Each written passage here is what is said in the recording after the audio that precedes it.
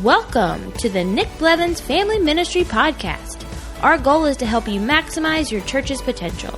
You'll hear from top leaders in children's, student, and family ministry about the principles and practices they use. Now here's your host, Nick Blevins. Hey everybody, welcome to episode 105 of the podcast, which is special. That means we're starting year 3. I can't believe it. 2 years has gone by so fast. Our guest today is Dan Scott. We talk with Dan about his book, Caught in Between, all about ministering to preteen kids. You know, that 4th, 5th, 6th grade area in our churches and how we can specifically minister to those students. And we're going to talk more about that in a moment. But before we do, we just want to celebrate. In 2 great years, and I am so thankful for all of you for listening and subscribing and sharing, leaving ratings and reviews for the podcast, all of that. I hope it's been incredibly helpful to you. It certainly has been helpful to me. I take notes every time I'm doing an interview. Sometimes I almost get lost because I'm making notes about what I want to do with what they're saying. And I hope that's been true for you as well. But to help celebrate 2 years, we've got some things in store. If you like coffee, or if you like donuts, you're in luck. We're going to give away some free coffee this week and really till it runs out. So most likely if you're listening this week, that's when you're going to be able to get that. So if you would like some free Starbucks or free Dunkin' Donuts, here's where you can get it. It's going to be like kind of that barcode that you can scan in the store and just try that out until the money runs out of the card. But we're going to put $100 on a Starbucks card that you can get at nickblevins.com/Starbucks, and then a Dunkin' Donuts card. Maybe that's your taste. You prefer Dunkin' Donuts, or maybe like me and you don't drink coffee, but you like donuts. I mean, who doesn't like donuts? Go to nickblevins.com/Dunkin'. So each of those 2 cards you could use, put that on your phone, scan that, and get some free coffee or free dessert, free breakfast, whatever it might be for you. And then in addition to that, we want to give away some stuff for people who leave ratings and reviews on Apple Podcasts. So, and if you listen to another podcast player, that's great too. Go ahead, leave a rating and a review there if that has that feature. We'll check all of the major podcast apps that are used out there. But here's what you do. Go leave a rating and a review. And then on Sunday coming up, so the week this lets out, the end of the week on Sunday, we're going to pick one person that has left a rating and a review, and you're going to get a free Orange Conference ticket for 2019. So if you'd like to go to the Orange Conference, leave a rating and review. Maybe you'll get picked as the one to get a free ticket to the Orange Conference, plus 5 other people are going to get gift cards to Amazon, $15 gift cards. The idea was we wanted to give away some books like Dan Scott's book, some just great ministry books or leadership books that we thought would be helpful. But the reality is that gets complicated. We got to ship the book. Sometimes you have a copy already. So we figure we'll give away a gift card. You can get whatever book you want. If you don't have Dan Scott's Caught in Between, I'd recommend that one. But there's so many. And we've had many people on here recently, like Sam last week, who are just writing some great things that I think are really helpful. So 6 people, obviously, are going to be able to win something by leaving a rating and review. If you've already done that, you're set, good to go. If you haven't left a rating and review, I would appreciate that. And you can also have a chance here to win an Orange Conference ticket or one of those 5 Amazon gift cards for $15. So go ahead and do that. Hit pause if you have to, if you're listening right now, and just go into the reviews and hit write a review and leave something. I'd love for you to be 100% honest with it. This isn't just trying to, get you to say only good things. I want to hear from you. And even if there's something you want to email me about, like a guest that you think we should have on or a topic that we should hit as we're starting year 3, let me know. You can email me at nick@nickblevins.com. So we're going to put all of this information in the show notes. So not just notes from our conversation with Dan, but also how we're celebrating 2 years of the podcast and kicking off year 3. You can get all of that at nickblevins.com/episode 105. But let's go ahead now and listen to my conversation with Dan Scott about his new book, Caught in Between. Well, today I'm joined by Dan Scott. Welcome back to the podcast, Dan. Thank you so much. It's good to be back. Well, for anybody who didn't listen to episode 31 about story, or if they're just not familiar with you, can you tell us a little bit about yourself and what you're up to lately? Yeah, absolutely. So, so my wife Jenna and I, we live north of Atlanta with our 4 kids. I am currently on staff with Orange as the 252 Kids and Preteen Curriculum Director, which is super fun. Get to hang out with our creative teams and kind of plan and scope out the strategy for, what we do at Orange for elementary and preteen aged kids. But before that, I've been a children's pastor. I've been a camp director. I've been a middle school teacher. And so just a whole lot of things, but we're having fun here, in Georgia right now. So it's good. Well, and a lot of those things you just mentioned were probably helpful in the writing your book that you just released called Caught in Between, Engage Your Preteens Before They Check Out. Because obviously middle school teacher, camp driver, a lot of your world is wrapped around this. Yeah, it was really funny. As I was writing the book, I was all of a sudden struck with that pattern. I had not realized that this age group had been so much a part of my story in ministry, and where I had served and what I had, spent my time doing in college and, and all of those things. And so, it was sort of this full circle moment of all of these experiences. And, my kids are sort of either in that phase or just past this preteen phase. It just was all, sort of the stars aligned, and we just kind of had this moment where it was hey, we should talk about this right now. And so it's been a really fun journey, putting that project out for sure. And it's obviously a hot topic. It's something people are interested in. You had, what was it? I don't know, 1,000 or 1,500 people come to the breakout at Orange on it. So clearly people are interested. So tell us, just overview, what is the book, why you wrote it? Yeah, absolutely. So, we've been talking to preteen leaders, and not just preteen leaders, but also children's pastors and youth pastors. And for, the past several years, I feel like this has been a major 5-year project, at Orange and Orange Books. And just sort of getting the pulse of what people are feeling about this age group. Something is different about them, but you're not sure why. And, working with Kristen Ivy on the Phase Project, I think she's been on the podcast and has talked about that. We really saw that there is a distinction that is happening with these kids, and that is causing stuff to happen at home and at church. And, basically this book is, the first half is really to create empathy for that kid, that as they're going through what they're going through, if we can relate to them a little bit better and understand where they're coming from, we can help them better. And then the second half of the book is to sort of help all those church leaders who are just I want to do something. I'm not sure what I can do yet or what I should do. What is the best step that I can take? And so I try to lay out, a strategy for what a preteen ministry could look like, hopefully in a ton of different looking environments, which I'm sure we'll get into, on the podcast. But, so create empathy for this kid and figure out what we can do to help them, is really the purpose of this. That's great. And we're going to probably spend more time on the second part, what's it look like to create an environment or ministry for them in church. But I do want to ask, the first half of the book is about understanding the life of a preteen. What are just some highlights, some things that we should know, that you put in the book? Probably not everything, obviously, but what are some of the big things we should think about or know about preteens? Yeah. So, really, I think the question that we should be asking when it comes to who is a preteen is, when does childhood end and adolescence begin? We tend to put these kids in these boxes. Okay, here's an elementary student. They're in 4th grade, so they are in elementary, and that's the environment that they need to go in. Or they're in 7th grade, or they're in 6th grade, and so they are in middle school, and therefore should be in a middle school environment.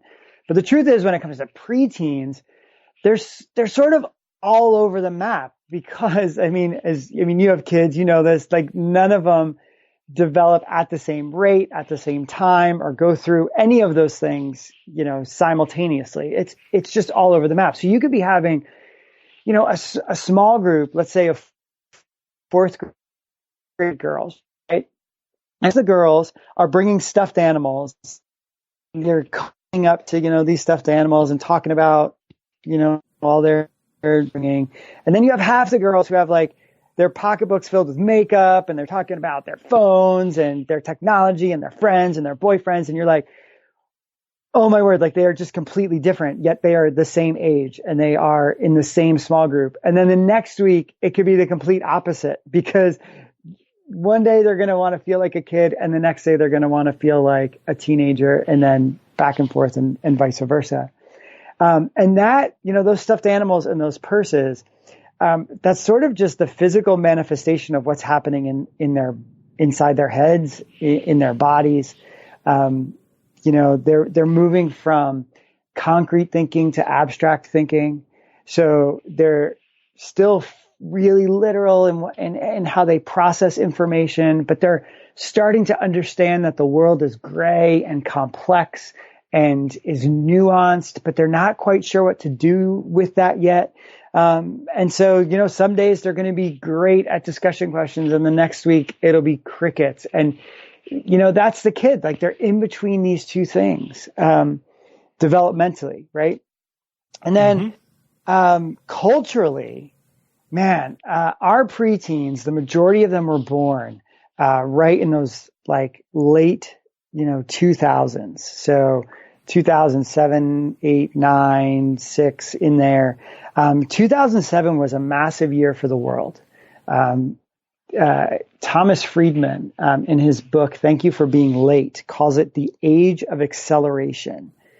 And basically, the iPhone came out in 2007, all these different technologies that made big data possible, that made smaller technology possible. All of these things happened in 2007. And since then, the world has sort of exponentially grown, to the point where, I write in the book, the world is having trouble keeping up with the world. By the time something is released to a consumer, the industry is already 3 steps ahead of them, and they're already working on the project that's 5 steps ahead of that was just released. Like, it's literally obsolete the moment it drops in a store. There's something coming behind it, and we hardly have time to adapt. And this is the world in which our kids are growing up. And that means their education is going to be different than the way we learned and the way we experienced school, their relationships, how they connect with their friends, how they play games. I mean, man, online gaming, just in and of itself, my kids are obsessed with Fortnite right now. Like, that is just, these global phenomenons are happening because of all of these technologies that happened when these kids were born. They are literally growing up in a different world than you and I, grew up in. And so it just adds a new complexity to what we do and how we relate to them. Which is, it's fascinating to think about, but it's hard to then figure out, so what do we do? How do we approach them if they are different than us? Which is why, I wrote the first half of the book. It's like, who is this kid and what are they experiencing? Because they are not like we were when we were 10 and 11 and 12 years old. Like, some of the principles are still the same, but as far as how they get played out, it is different. Yep. And I guess most of the parents too of these kids, it was so different, even if you just took technology. You know what I mean? Like, that alone absolutely. Is so different that it's hard to even relate. So different. I saw a tweet the other day. Who said this? I don't know, but it said giving a young boy, like say 10, 11, 12, whatever, a phone with no restriction is like, and this is kind of crass, putting a bunch of porn magazines in their closet and saying, don't look at those. Yeah, absolutely. I thought that's really crass, but boy, that's really good. That's true. I mean, that is the absolute truth. The access that they have to all sorts of information is unprecedented, because they're carrying it in their pocket. And so we can either ignore it or we can help them learn how to discern that. And I just believe that the church should be one of the safest places for kids to figure that out. Right.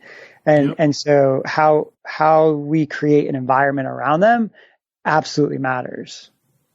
So in the book you have, most preteens are constantly asking 3 things. Do I have friends? Who likes me?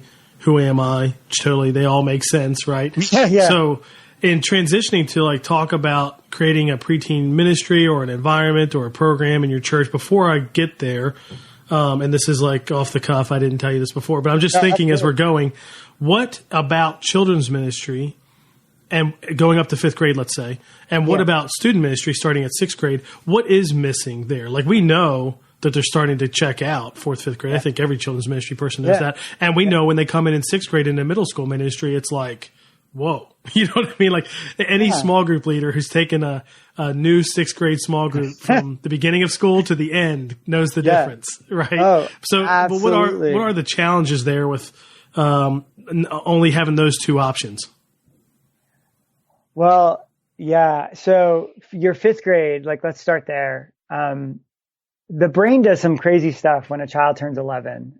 It basically becomes the brain of a 3-year-old. Like, but in this case, like, it's making all of these connections. It's losing information that it doesn't need anymore. But it's really getting them ready for adulthood.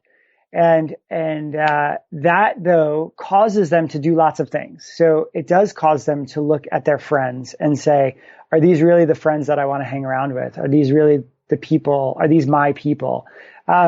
It has them look at, if they've grown up in the church, it will cause them to question, like, okay, so there's all these stories now, but now I'm thinking about them in a new way. Like, I'm starting to see the abstract nature or the full nature of the story. Like, we tell the sanitized version of this story, like, let's say Noah and the ark, right? We tell this sanitized version of this story.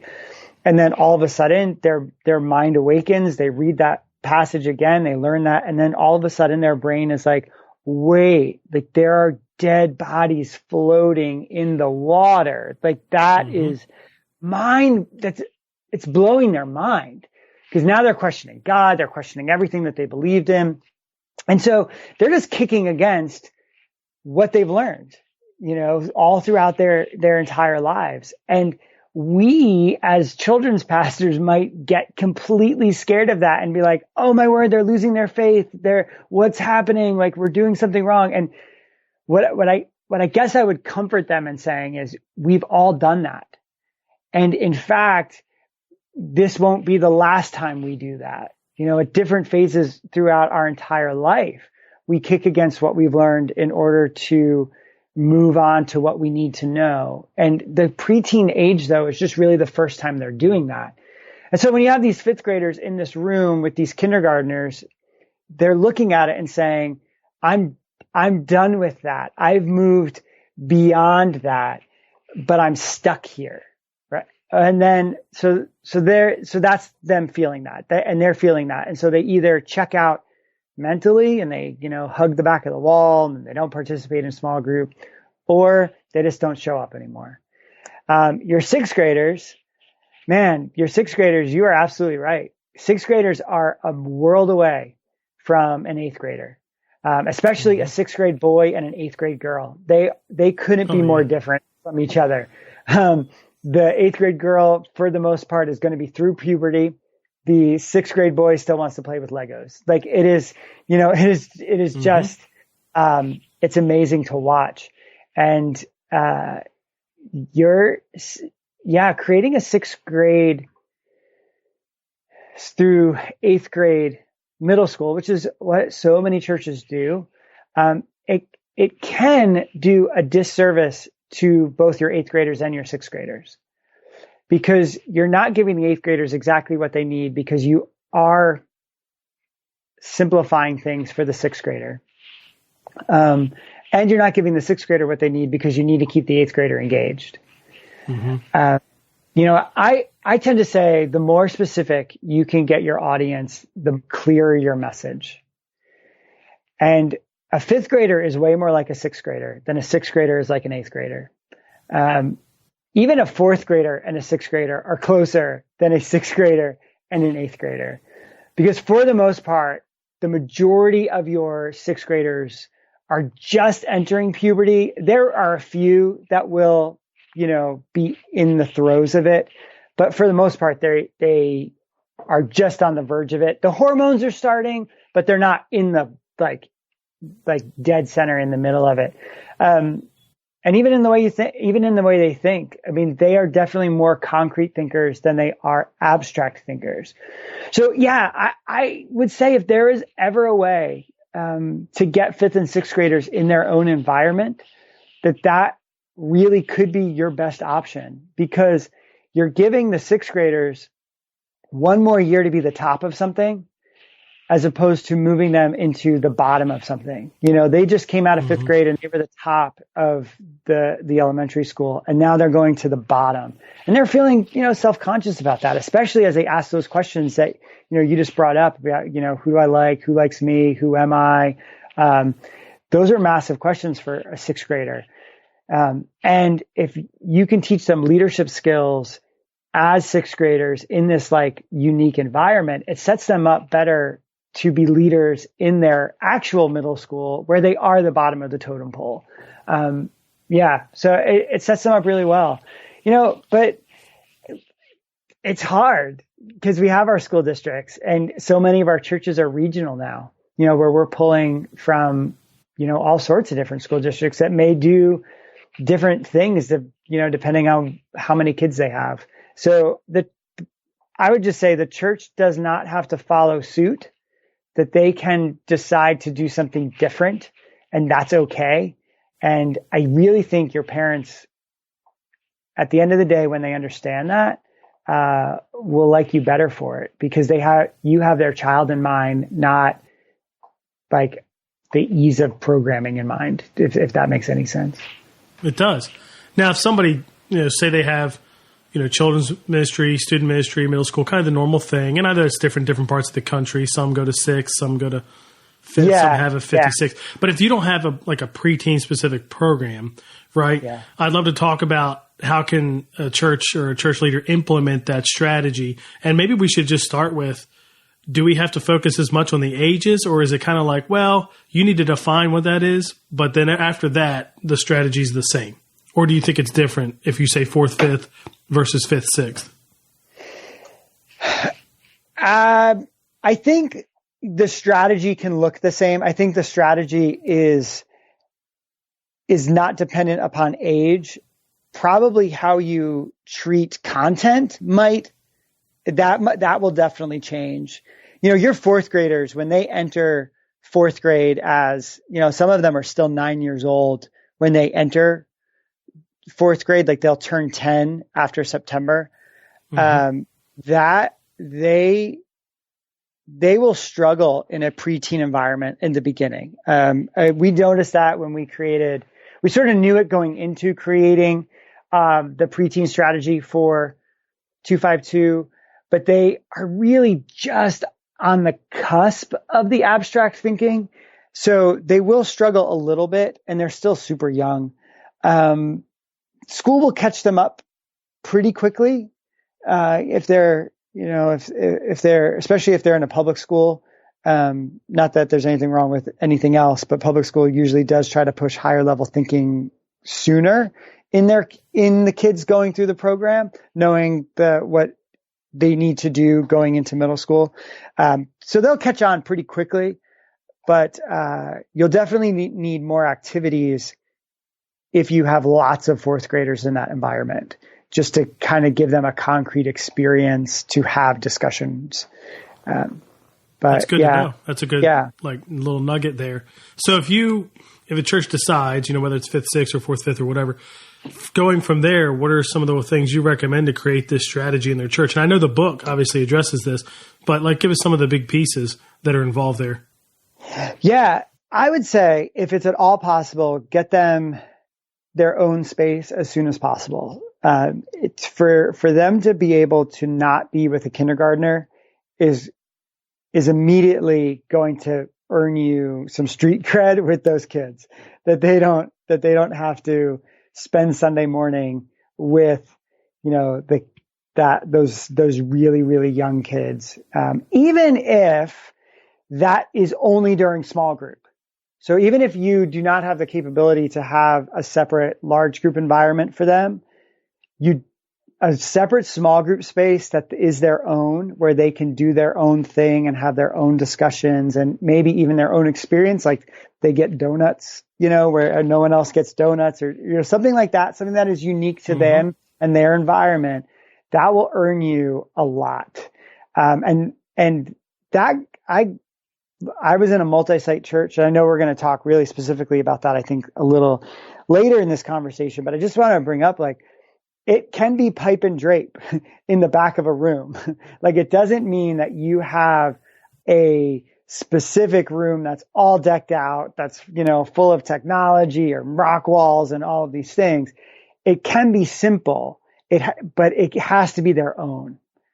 And that's really where I would start. The next thing is probably look at how you're talking to them. What does large group look like? What do your small group leaders, how do they approach biblical content? They know that they're being talked down to.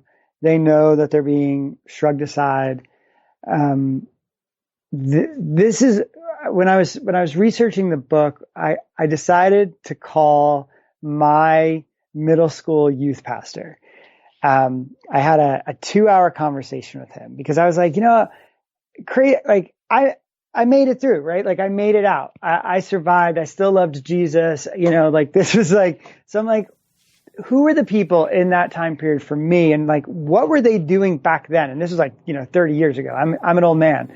What did he do? And he just said to me, he goes, I just always, people kept talking like, you're raising the next generation of the church. You're raising these kids who are going to be the church, who are going to be the leaders of the church. And he was like, I hated that they were talking about that it was like happening in the future. Every question that I entertained that was coming from you was positioned under the idea that you are the church right now, and you can be leaders in the church, even as 5th graders, even as 6th graders, that you can set an example for the body of Christ. And I was like, that's massive. Like, that's huge. And all that is, it's a different approach. It's allowing kids to feel the weight in a positive way, not in like a, guys, don't screw this up, like, not in that way, but in a like a vision casting, like, guys, we get to do some amazing things because God allows us to do these. And so we're just learning how to do that better, and we're learning what, God's plan for our life and what Jesus does when the Spirit enters, us. And I just think that's exciting. And that's just putting the right people around you. And that's around these kids, which is exciting, but it's an approach to how we talk about the Bible, and how we entertain questions, that no question is off limits, that the church is the safest place for you to ask a question about faith, or to say something crazy about faith that you might not understand, without feeling like, someone's going to roll their eyes at you or think that you're some crazy person. That's good. How about like there's some, I guess, curriculum and content focused to the preteen age. 252 obviously has released curriculum for that in the past couple of years that I know is people love and is doing really, really well. What, as you're creating an environment, if you're going to create an environment for like preteen kids, just fundamentals. I know you work for Orange, so obviously you should be a fan of what you all create. But at the fundamental level, like, what are you trying to do that's different than middle school and different than elementary? Does that make sense? Yeah, it does. A middle school environment is really should be, whether it is or not, and I don't know whether that's the case, but it should be geared towards the 8th grader. I mean, that's who you're really targeting, because that this is foundational for how they are going to approach faith in high school. And so you're going to pay close attention to that transition year. So the content is usually super abstract. It's super discussion based. It's, talking in higher level thinking skills, where for a 6th grader, a lot of them can't do that yet. They can't think in those terms. And for a kids ministry, stereotypically you have, crafts and, you're cutting things out and you're pasting things together and, they also don't need that. They don't want to feel like they're doing a craft on Sunday morning necessarily. But there is something like in between how that can work. In the book, I talk about the difference for large group, let's say, the difference between tying bows and landing planes when it comes to how we communicate God's. And, when you tie a bow on a message, which is what you want to do for an elementary kid, you want to give them everything they need to know because they have the, shortest attention span, in the world. And it's not their fault. It just is what it is. But, you need to tie a bow. So you need to give them here's what we're talking about. Here's the Bible. Here's the verses. But then also here's how it applies. Here's everything. Now you're going to take and you're going to wrap a bow on it and you're going to open it at some point, hopefully in small group, but they really have everything that they need to know. It'll just be reviewed again in that small group time. You'll open the box up, you'll do it, and then you'll tie a bow on it, and then you'll send them off. But for a preteen environment, I like to think of it as landing planes. And so when you're communicating, of the Bible story, you're not tying a complete bow on it. You're definitely landing the plane. You're definitely telling them we're headed somewhere. But think about, when you're on a plane trip, your plane lands, your journey is not over yet. You still have to, get out of the airport, get your rental car, get your luggage, hop in the Uber. Then you travel some more, and then you finally get to your destination where you unpack everything. And I like to think of preteen large group like that, where I'm going to give you what you need. I'm going to get you to a certain point on your destination, but I'm going to keep your brain open to think more about this. So I'm not going to completely tie a bow on it. So that's why 252 preteen, our experience ends instead of with a bottom line, it ends with a question. And the question is there to keep the brain continuing to think about the ideas as they go into small group. And then in small group, they start with that question and they keep, wrestling with it and keep talking about it. And they dig deeper into the Bible and they have discussion questions and they figure out how it applies. But then they own that part of their experience. And the small group leader becomes more of a facilitator that helps them get to their destination, because we want them to own the process a little bit more. And so by landing a plane, you just let the brain keep thinking about something, which is really what you want to do. You don't want to shut down thinking too soon. So that really is an approach that I have seen work really well. And we've gotten really good feedback on it, that they love the key question and that discussions and small group has been better because it really feels like a continuation rather than a brand new experience for the kids. Yeah, that makes sense. So if you're creating an environment or creating like a program or a ministry for preteens, you've got the environment, which I know the book, you describe a lot of detail, I guess, of things people can do to create a great environment. Mm-hmm. And then you've got this, content that's directed right towards them in some way. What else are some key components we should have, if I'm going to start something, let's say this fall, I'm going to start a preteen. Yeah. So what else do we need in there to make it, absolutely. Make it work? I think they need experiences that are their own. There's just this idea of when I get to blank grade, I get to fill in the blank. So, this could start super young. Like when I get to kindergarten, I get to go to the upstreet hallway, and it's, super exciting. Great. Okay. But so how would you fill that in for a preteen? Like when I get to fourth grade, I get to what is the thing that they are going to anticipate throughout their years in your ministry? And this is something, I know you have lots of family ministry, next gen guys and girls that listen to this podcast. You can do this at every stage of ministry. When my kids get to blank grade, they are going to get to do this thing. You can do it for worship. You can do it for large group. You can do it for experiences and retreats. So that is one of the biggest things I think that you can do for your preteen environment is that they get a unique experience that no one else has had before. For us, when we were creating our preteen experience, at our church when I was on staff at a church in Michigan is that we decked out a room for them. We were doing a new build. And so, we were lucky enough to be able to take a room and create a preteen environment. But, we put a horizontal rock wall in there. We put a climbing rope.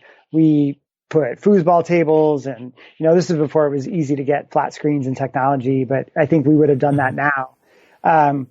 With video game systems and things. So there was this anticipation that when I get to, we call it the skate park. When I get to the skate park, I get to get the rock wall. I get to do this thing. But we also didn't just create this room. We also created experiences. And those experiences, we did a harvest party and a swim party, harvest party in the fall, swim party in the spring.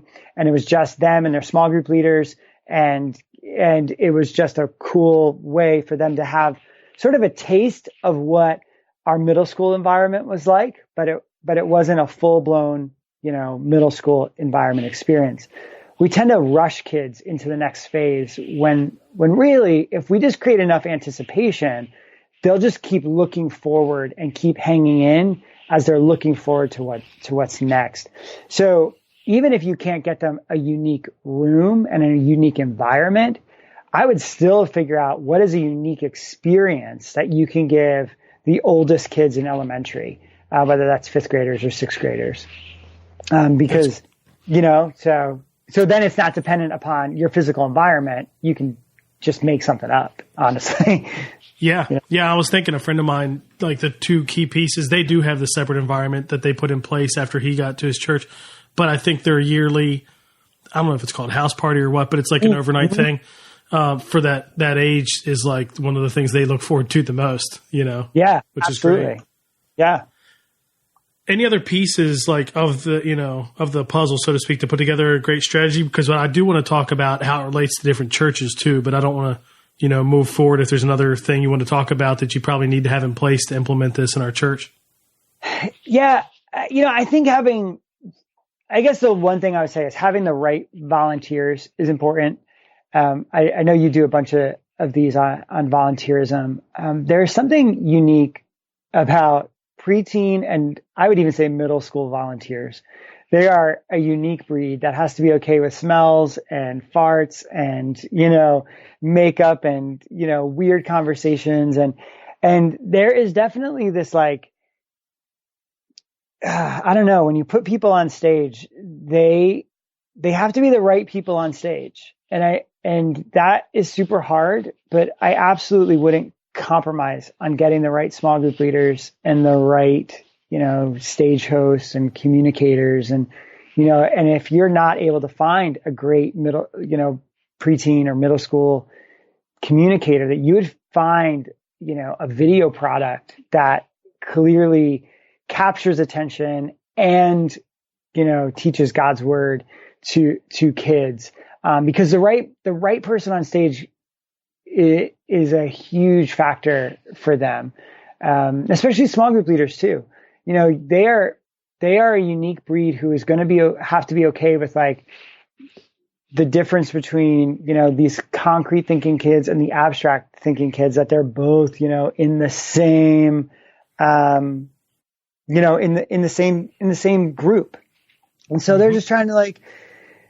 Someone to navigate all of that. And that takes sort of a special person. But they also can be trained, right? So if you have the person with the heart for the age group, you can help them learn about the preteen phase specifically, and it'll help them navigate sort of those things. Now, I know one thing that comes up obviously is, hey, I want to do this. I think our church needs this. But how does this work in different church settings? Because a lot of people think, well, you got to be a large church, maybe 2,000 people or 1,000 people or whatever before you could do this. And I get that from like a critical mass and a space standpoint. But like, what would you recommend for churches that are either smaller or maybe they're multi-site or they're portable or, you know what I mean? So it could be a combination of size and space and all that stuff. What do you recommend there? Yeah. Small group is super important. If you have, even if like, cause we would say in bigger churches, once they get to fourth and fifth grade, you should divide them, by gender. So you should have guys groups and girls groups. In a small church, I think it will be more important that you put preteens together than to divide by guys and girls. So even if you have 3 or 4, fourth and fifth graders and, 2 of them are boys and one of them's a girl, like just put them together, because at least they'll be thinking closer to how each other thinks. And they can do activities and discussion questions, that are different from the kindergarten and first grade. I would definitely try not to have them all do the same thing, but let them at least have a unique small group experience. Large group is trickier. You use the word critical mass. I think that's why a lot of people don't do preteen environments, because they feel like they only have 15 kids. I still think that giving them a unique experience is really important. And, to gather kids, even if you don't have, this full blown like crazy worship experience, but you just have a person on a guitar and a little djembe or something, for them to have a worship experience. You can do something. It can be on video. It can be on, 4 kids around an iPad who's watching a communicator video, or, like in 252, we have this cool communicator video called the So-and-so Show. That's,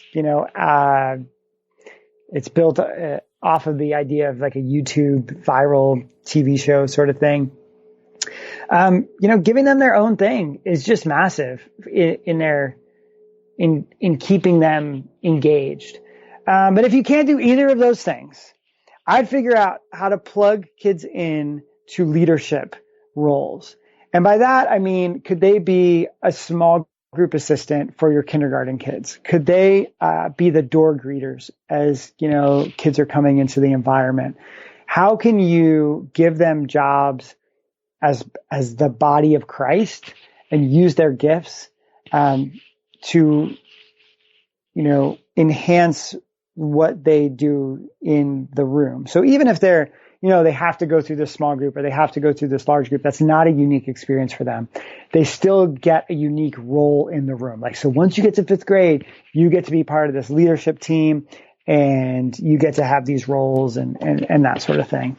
And I mean, I'd create events. You can create events, regardless of the size of your church, that are just for your preteen families. Because even if you need to get critical mass, invite moms and dads, the preteen years are still a great time to invest in parents, because they don't know what's happening with their kids either.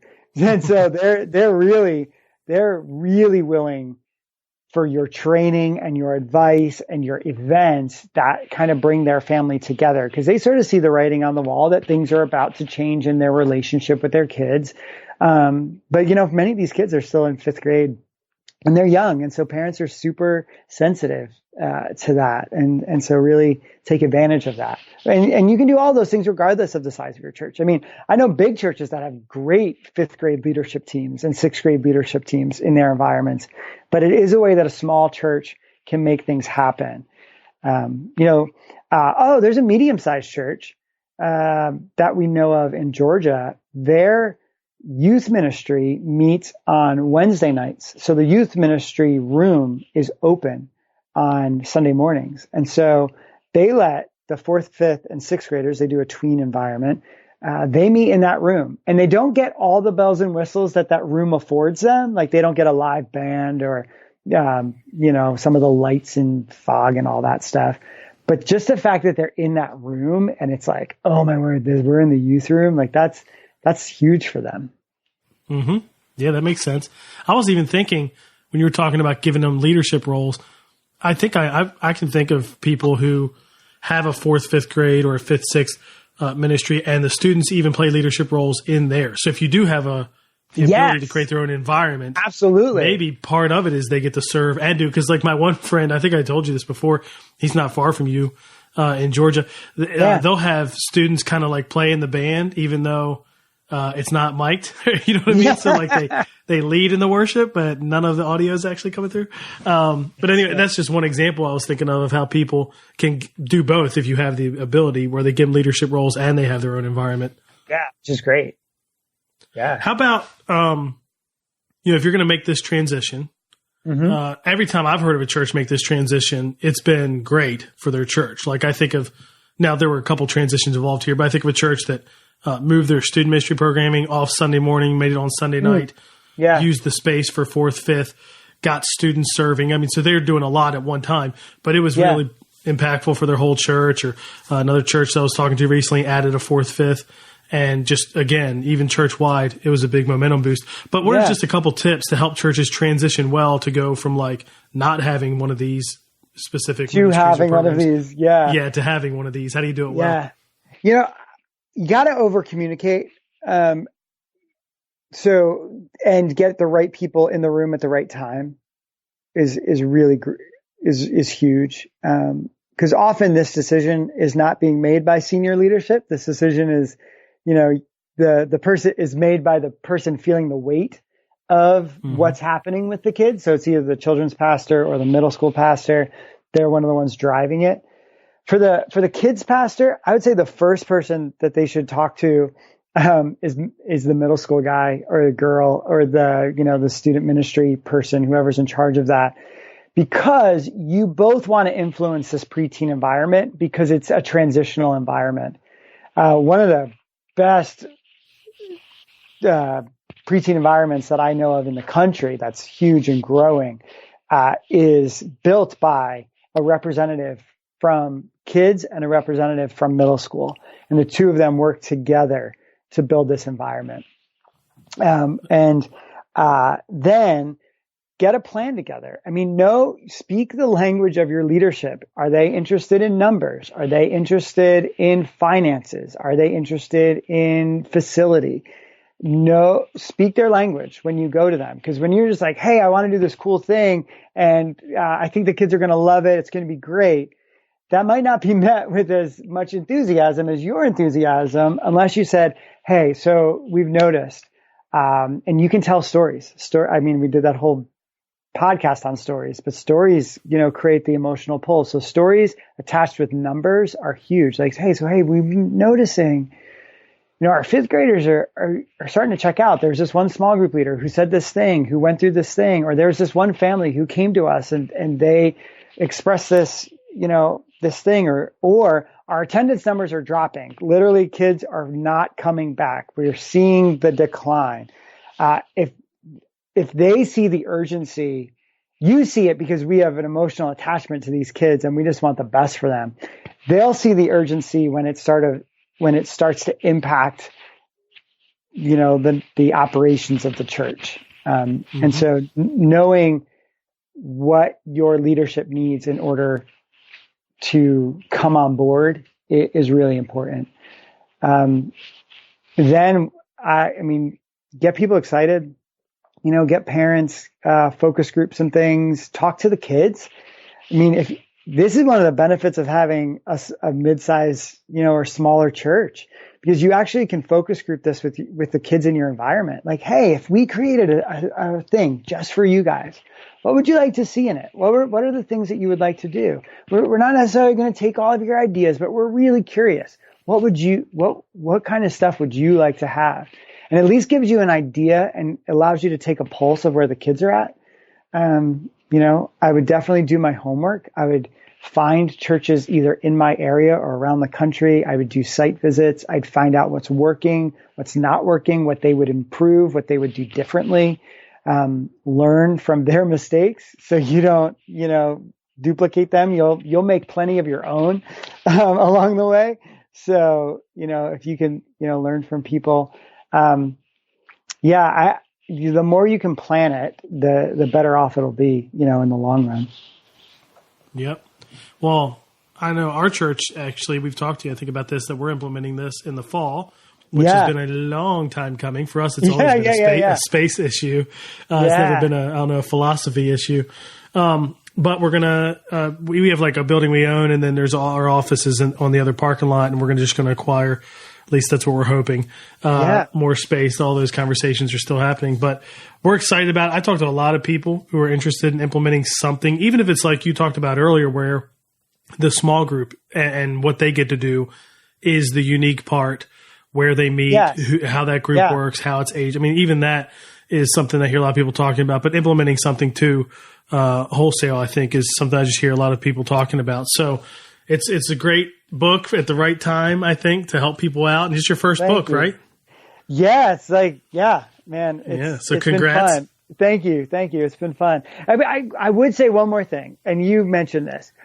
It does take time, so it might be you're planning what's happening a year from now. Like, you get the idea, you read the book, you listen to this podcast, and you're like, oh man, we have to do it. Let's just pull the trigger on it.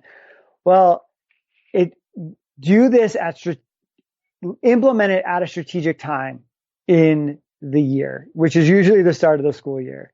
Like, how are you guys doing it? Are you just not graduating kids to middle school and just keeping them, or like how have you guys talked about that for you? Ours is cleaner because it'll be 4th, 5th, not 5th, 6th. Yeah, so that's why for now, like, that's not something that's like it could never change. But for now, that's the plan, is to make it 4th, 5th. So again, for us, it's not even 100% yet, because it just depends on if we can get the space or not.